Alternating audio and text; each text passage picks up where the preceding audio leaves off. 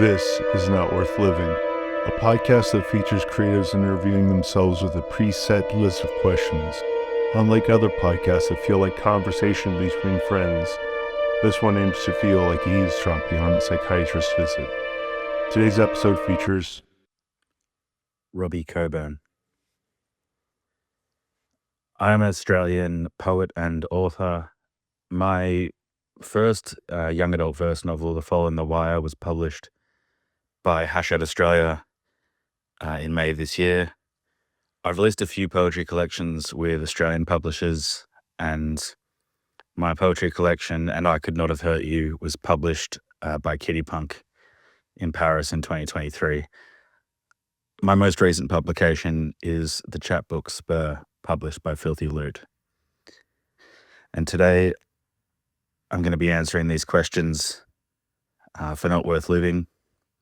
Thank you so much, Ira, for letting me be a part of it. First question, what makes you tick? I would say for me, what really makes me tick is just poetry. Art, the need to constantly be learning and creating. Would you open an envelope with your death date? No, I don't think so. I remember listening to Danielle Chalosky's episode, and she said something along the lines of it's not her business. And I feel very similar. I think I already spend enough time wrestling with these kind of existential questions. And if I had that kind of knowledge, I would think of absolutely nothing else. Okay, next question. What was the first time you remember creating something intentionally? Even as a child, I would always be fascinated by stories. I was a particularly big fan of Lord of the Rings as a kid, and I'd always just be running around the family farm, coming up with all sorts of adventures for myself and my brothers. And I remember writing a really bad knockoff of Lord of the Rings when I was really young. I was probably in like 6. I remember it was really funny because a lot of the character names were just the names of Lord of the Rings characters backwards. And I think the world that I set it in was called Mythical Earth. I'm glad that doesn't exist anymore. What keeps you motivated? Just the endless desire to create. It's something that I feel isn't even conscious most of the time. It's just something that I feel I have to do. And it's completely tied with my identity as a human being. But I think that something that inspires me constantly is, to get to the next question, who inspires you at the moment? I'm constantly being inspired by writers around me, especially writers through presses like Filthy Loot, Amphetamine Sulfate, Kitty Punk, Inside the Castle, 1111 Press, so many. And just seeing what's possible in art, I think really inspires you to push your work further and just realize there aren't any limitations that you need to place on yourself. But I think my biggest inspiration at the moment, I'm a huge fan of the work of Alex Osman. His most recent chapbook, Hospitality, out on Filthy Loot, is incredible. What's your latest project? So the latest thing released, once again, is that chapbook Spur from Filthy Loot, but I am currently writing my second verse novel. It's a young adult verse novel, and it's going to be something quite different to my first one. I'm also since I was a kid, I've been really obsessed with UFOs and flying saucers and cryptozoology and alien abductions and things like that. And I've been writing a lot of poems about it, about those themes. And it's been really interesting, especially because I'm someone who tends to write very personal poems. And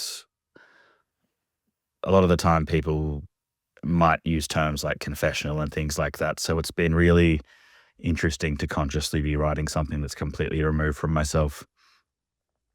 At the moment, that collection, so it's going to be a collection of poems focusing on that, called Cattle Mutilations. So that's really exciting. Next question. If money was no object, what would be your dream project?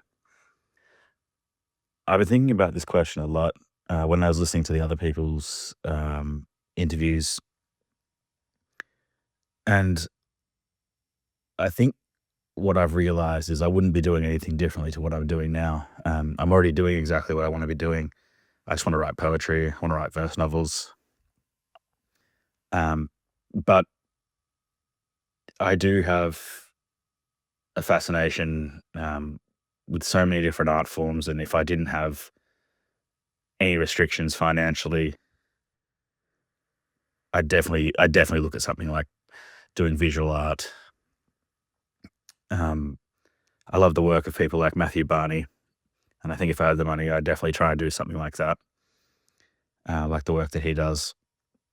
I'd also love to be involved with music more than I am. But basically, if money was no object, I would be doing exactly what I'm doing. I just wouldn't have a day job. I'd have even more books. Next question. Is there a quote or a motto that you work by? That's an easy one for me. It would be the quote from T.S. Eliot, which is, "Genuine poetry can communicate before it is understood." Poetry seems to be perceived by a lot of people as incredibly difficult to understand and impenetrable as far as being approached by the reader. And people often say, "What does it mean? I don't understand."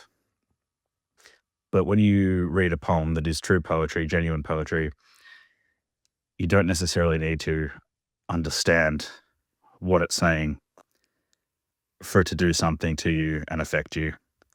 And I think with everything that I write, that is always the priority. It needs to be an authentic work. And I hope that comes across. And obviously, when you're using poetic language, it's a completely different mode of communicating.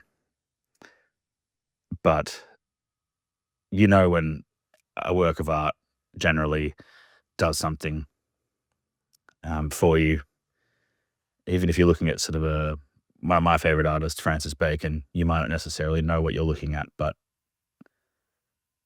it's communicating something to you and having an impact on you. So that's definitely what I try and follow in the back of my mind when I'm working on anything. All right, next question. Would you be friends with yourself? I would probably say no, honestly, because I'm a very obsessive person with my passions and interests. And when I'm particularly fixated on something, whether it's a book or a particular subject, I will be going on about it constantly. And it will just consume everything. I also think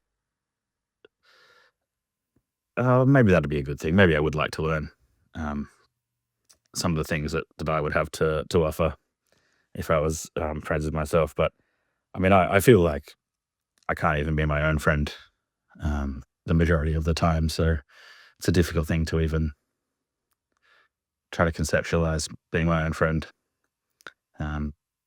So I'd say no, but maybe I'd grow on myself. Next question. What do you...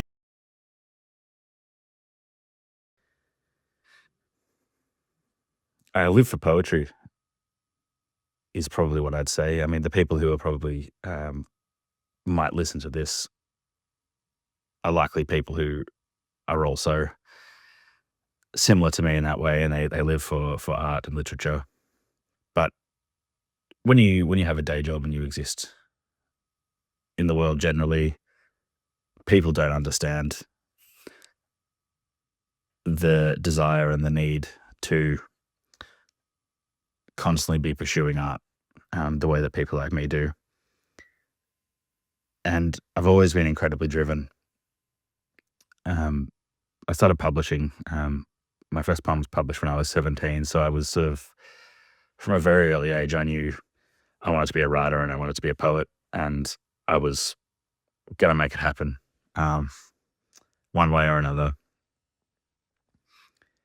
And I think that is something that makes me different. I just know, basically, because even from my own relationships with people in my life, much of the time they will never fully understand this thing that I do, but I wouldn't change it. So the last question: what would you like your epitaph to say? I have absolutely no idea. Off the top of my head, I'm a huge fan of quotes. I'm always collecting quotes, and I'm always writing them down and referencing them in my life generally. So I like to think that if I'm in a position where I can make a decision about something like that, that I'll come up with something incredibly poetic and profound, most likely quoting a poet that I really admire. But also, I won't be here to appreciate it, so I'm not too sure. Well, that's it from me. Thank you so much, Ara, for having me on. I'm a huge fan of the podcast. And if you go to filthyloot.com, you will see my chapbook Spur, which is out now on the Talented Perverts imprint. Thanks, everyone. Bye.